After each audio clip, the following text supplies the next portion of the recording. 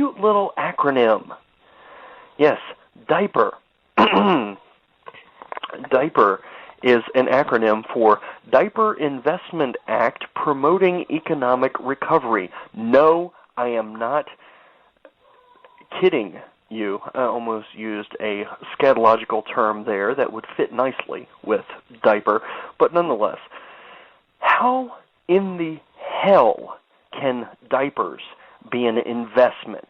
Diapers are disposable. You use them once and throw them away. We're not talking about cloth diapers here. Rosa DeLauro introduced the Diaper Act to help poor people get diapers because diapers are so expensive. And we're talking about, Huggies and Loves, the disposable diapers that drive the environmentalist wackos completely out of their minds. Rosa DeLauro evidently is not an environmentalist because she wants to perpetuate the use of disposable diapers and have you, the taxpayer of the United States, pay for them because the poor need diapers. Well, why would the poor need diapers? Probably because they have babies. And, just stop it in the chat room is asking what the call-in number is. It's 347-989-8249. I've got about 16 minutes left in the show, so we can probably get your call in. So go ahead, feel free. Had a caller earlier in the show as well, Zach from California. A great conversation, by the way. And Zach, if you're still listening, thank you. And I hope you come back next week. I'm here every Saturday evening. And actually, this gives me a chance, before I get into this Diaper Act a little bit more, because I'm about to blow my top on this. Next week on the Sons of Liberty show, it will be a Sons of Liberty Spooktacular in honor of Halloween. We will have Dr. John Parnell, the William Henry Belk Chair of the Management School of Business Administration at UNC Pembroke, a monthly guest here on the Sons of Liberty show, a brilliant economic mind.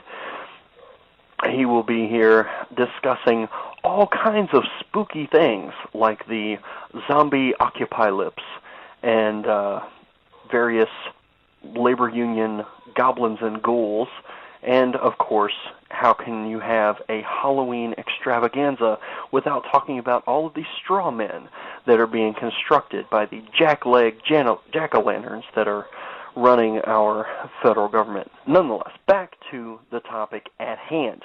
Why would the poor need diapers? Why would Rosa DeLauro sponsor this Diaper Act to make sure that the American taxpayer, even if you don't have kids, as long as you're paying taxes, damn it, we're going to make sure you're buying diapers. You don't have to use them. We'll find somebody that will. Why would the poor people need diapers? Well, because they have babies. Let me clue you in on something here, folks. No one is poor because they have a child. But many people have children because they are poor. Yes. Lyndon Baines Johnson, who introduced the Great Society, made absolutely sure that we would put in place a system that promotes poor people having more children, because the more children you have, the more the greatness of society will help you out. Herman Cain, getting back to him, he was kind of attacked earlier this week for his stance on abortion. He came out and clarified, saying that he is 100% pro-life, always has been, and always will be, but as President of the United States, he has zero authority in the matter because the Supreme Court has spoken, even though Article 3 of the U.S. Constitution grants zero interpretive power to the Supreme Court. They are supposed to adjudicate according to the Constitution, not interpret the document. But nonetheless, Roe v. Wade, because of the Supreme Court, is the law of the land. as President of the United States, Herman Cain would have zero jurisdiction over abortion. Now, I would like to offer you a bit more nuanced approach to the abortion issue, and hear me out. As I said during my campaign for Congress in 2010, that, well, when I was asked about the abortion issue, I made it perfectly clear that I was running for federal office, and as such, I had zero control over abortion policy. It is something that should be left to the states, as with gay marriage and gay rights. These are states' issues. This is an issue that falls under the realm of federalism. All 50 states can make up their own minds as to what the law of their state will be concerning social issues. Why? Because the founders didn't write social issues into the Constitution.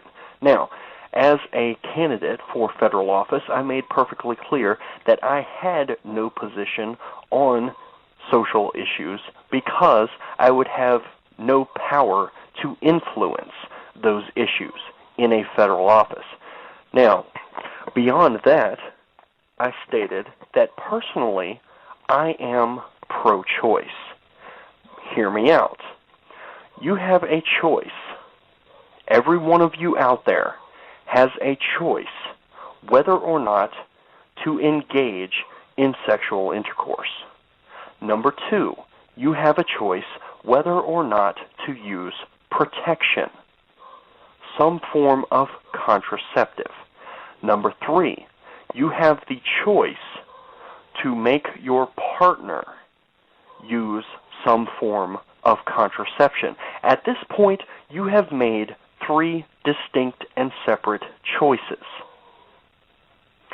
If you make those choices accordingly and engage in sexual intercourse without protection, one of the consequences of that behavior may well be a pregnancy.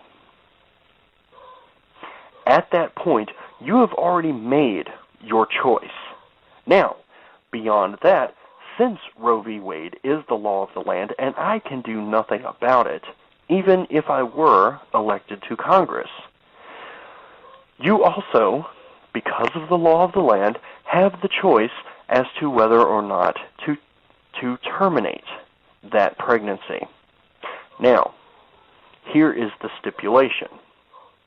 There is nothing in Roe v. Wade, there is nothing in the laws of this land, there is nothing in the Constitution of the United States that the laws of this land are based on that gives you the right to expect me to sanction, condone, or finance your decision to terminate your pregnancy.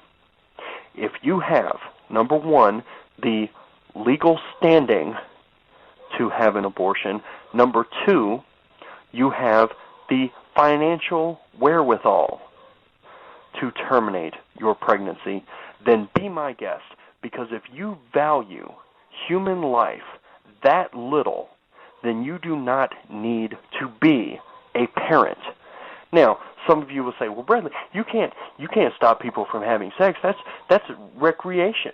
You know, people engage in sex for recreation and maybe end up pregnant, and then they don't want to have a child, so they have an abortion. Great, all well and good.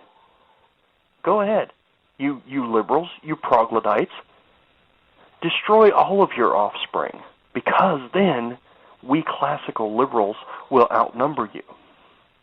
So I'm all for that. But here's the thing.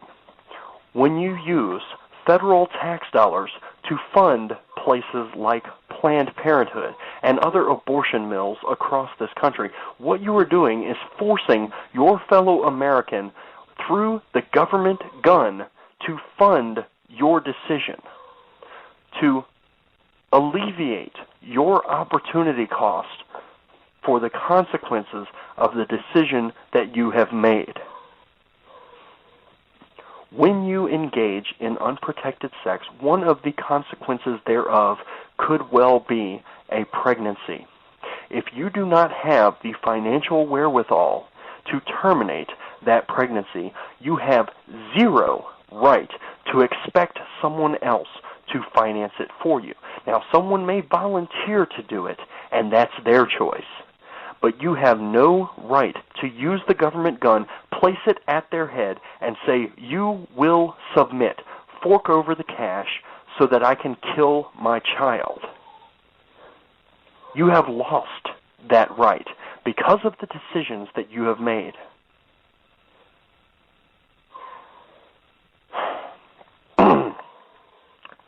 And, of course, we've heard the argument before that, no, Planned Parenthood, they only 2% of their budget is for abortions. Okay, great. That's lovely. But if they are receiving federal funding, even if those particular dollars are not going to pay for abortions, they're going to pay for some other portion of the Planned Parenthood budget, which frees up that 2% to perform abortions. Do you see what I'm driving at here? The opportunity cost is alleviated by those federal tax dollars, freeing up the 2% of Planned Parenthood to perform abortions. If they did not have that cost offset by federal tax dollars, then they would not have the money in the budget to perform those abortions. So whether you like it or not, whether you want to agree to it or not, doesn't make it any less a fact. Federal tax dollars going into Planned Parenthood at some point facilitate abortions being carried out. Now, again, you will say, well, that's just not fair. You can't crack down on somebody's behavior. You can't crack down on somebody's recreation. You know, they're engaging in sex for recreation and they might become pregnant. You know what? All forms of recreation are engaged in by all kinds of people on a daily basis. There are people in this country that are crazy enough to jump out of perfectly operational aircraft. But you know what? Before they set foot out that door and place their arms against the sides of that doorway and push themselves free of that perfectly operational aircraft, they take precautions first. When you see someone riding down the street on a bicycle, you know, we have public service announcements from the federal government telling you to wear a helmet when you go biking. Biking is recreation. The helmet is a precaution. So even if sex is merely recreation, it is incumbent upon the person partaking in that recreation to protect themselves, to take some form of precaution. And if you don't, the consequences are yours and yours alone to bear. The federal taxpayers should not be expected to fund your abortion or your damn diapers. I get sick and tired of somehow bearing the burden of decisions that I did not get to make. If I didn't get to enjoy creating that child, then don't expect me to fund the destruction or preservation of that child. Period.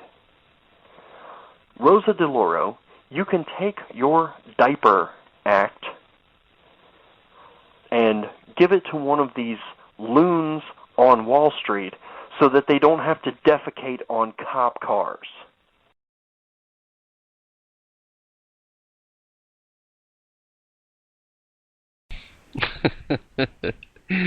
Alrighty then. And that was a particular. I like that one. Anyway, now getting into price controls and taxes and regulations. I'm going to get the taxes and regulations first. So here we go. And the reason I'm doing this, folks, these are older clips from shows that I did on the other network.